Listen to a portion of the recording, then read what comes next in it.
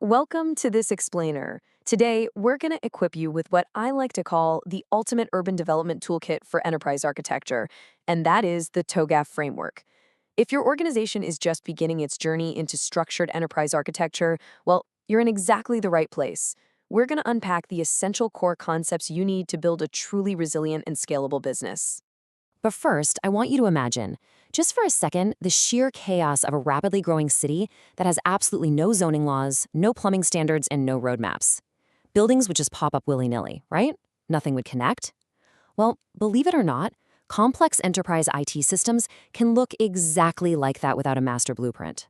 So the big question is, how do you actually design an enterprise so that its strategy, its data, and its technology all move in the exact same direction? To answer that, here's our game plan. First, decoding the TOGAF standard. Second, the architecture development method. Third, deliverables, artifacts, and blocks. Fourth, the enterprise continuum. And finally, governing your architecture capability. All right, let's jump right into Section 1, Decoding the TOGAF Standard. Before we dive into the deep end, you should know that the TOGAF standard itself is actually divided into 6 independent documents. You've got the core concepts, the architecture development method, ADM guidelines, architecture content, the enterprise continuum, and the capability framework. And together, they all rely on this formal ISO definition for architecture. Now, I know it sounds a bit academic, but just think of architecture as the fundamental structure of your business components, how they relate to one another, and the rules you set to make sure they grow smoothly without turning into that chaotic, unplanned city we just talked about. To keep all this growth organized, TOGAF breaks down an enterprise into 4 core architecture domains.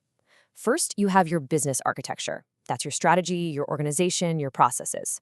Then you have data, how you manage both logical and physical assets. Next is application architecture, which gives you blueprints for deployments and system interactions. And finally, technology architecture, your infrastructure, your cloud environments, IoT, and networks. Any good master blueprint absolutely has to address all 4 of these pillars. Moving on to Section 2, the architecture development method. This right here, this is the engine driving the entire framework. It's called the ADM cycle, and it provides a highly tested, repeatable process for developing your architectures.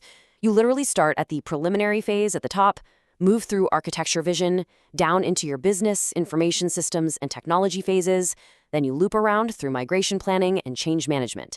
This cycle guarantees that your business goals are what's actually driving every single technical decision. Now, here is absolutely the most crucial point to take away. The ADM is fundamentally an iterative process. It is not, I repeat, not a rigid waterfall method.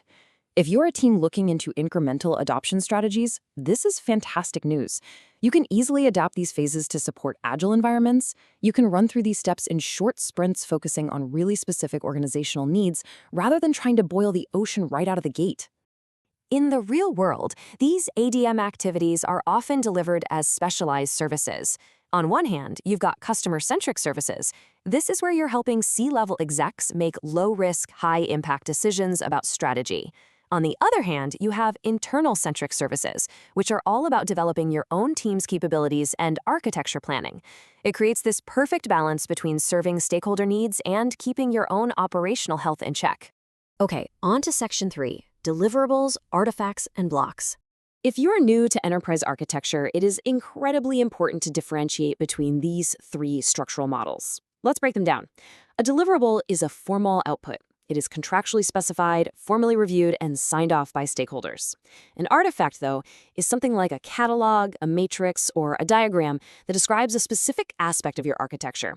And lastly, a building block is a potentially reusable component. Think of a specific software module or a business process that you combine with other blocks to actually deliver a solution. The really cool part is how these 3 elements nest together. Deliverables actually contain artifacts, and those artifacts in turn describe your building blocks. So let's say you have a formal deliverable called an architecture definition document. Inside that document, you'd include an artifact, maybe a process flow diagram. That specific diagram then describes a building block in your business, like your target call handling process. It's a brilliant way to bring order to what is otherwise immense complexity. To keep everyone sane while building out all these artifacts, TOGAF relies on something called architecture abstraction levels. Basically, we slice the complexity into 4 manageable layers. First, contextual. Why is this architecture even needed? Second, conceptual. What are the exact requirements and behaviors? Third, logical. How do we structure the functionality independent of specific tools? And finally, physical. With what specific real-world assets are we going to implement this? Answering these questions step by step stops your team from getting bogged down in messy physical hardware debates when you haven't even agreed on the business why. That brings us to Section 4, the Enterprise Continuum. Think of the enterprise continuum as your master categorization system. It classifies your assets as they evolve from highly generic foundation architectures all the way to highly specialized organization-specific architectures. Now, here is a massive pro tip if you want to accelerate your architecture projects. Do not start from scratch. Tap into the TOGAF library for generic foundation architectures and reference models, and then simply adapt them across this continuum to fit your specific organization's needs.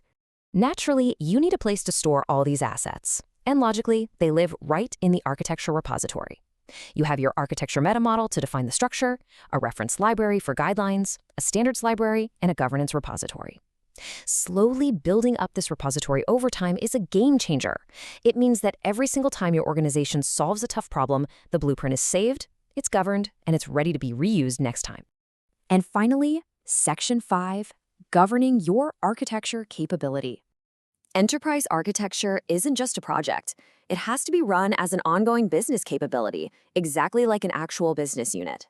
If you're bringing TOGAF into the mix, you can easily merge it with existing frameworks you might already use, like ITIL or COBIT. There are 3 simple steps for this. First, align your governance bodies with your existing IT steering committees. Second, map the ADM phases to your current project and portfolio management life cycles. And third, integrate your skilled resource pool into your existing HR professional development tracks. Do that, and you create a highly sustainable operation. So why put all this governance in place? Well, the key benefits for teams new to enterprise architecture are huge. You get vastly increased transparency and accountability. You get maximum reuse of your existing architectural assets, which saves an enormous amount of time and money. It lets you monitor real value creation, and critically, it protects your core intellectual property, which studies show directly correlates to greater shareholder value. Governance gets a bad rap as red tape, but it's really your organizational safety net.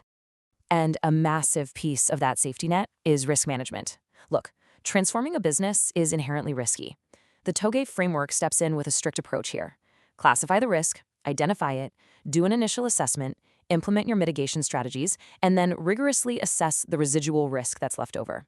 From there, it's a matter of constant risk monitoring. It absolutely guarantees you are never flying blind during complex enterprise changes. So, I want to leave you with this final thought. Take a hard look at your own organization right now. How are you currently handling complexity? Is it that chaotic, sprawling city where nothing connects? Or is it a governed, intentionally designed landscape? The TOGAF framework gives you the tools, the method, and the vocabulary to completely tame the chaos. The only question left is, are you ready to start building your master blueprint? Thanks so much for joining me on this explainer, and I will catch you in the next one.